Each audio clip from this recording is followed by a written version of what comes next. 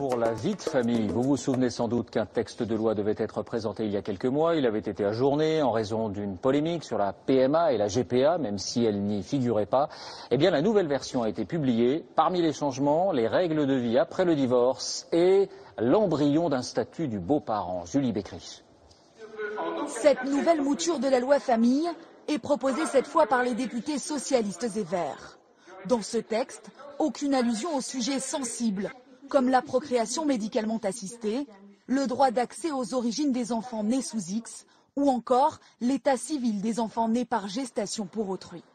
En revanche, la proposition prévoit de nouvelles modalités en cas de divorce. Que l'enfant vive chez un seul de ses parents ou en résidence alternée, il aurait officiellement deux adresses, celle de son père et celle de sa mère. Si l'un des parents déménage ou change son enfant d'école, il devrait obligatoirement avoir l'autorisation du second parent. Autre nouveauté, lorsque l'un des parents remet son enfant plus tard que prévu à l'autre, il pourrait être sanctionné par une amende.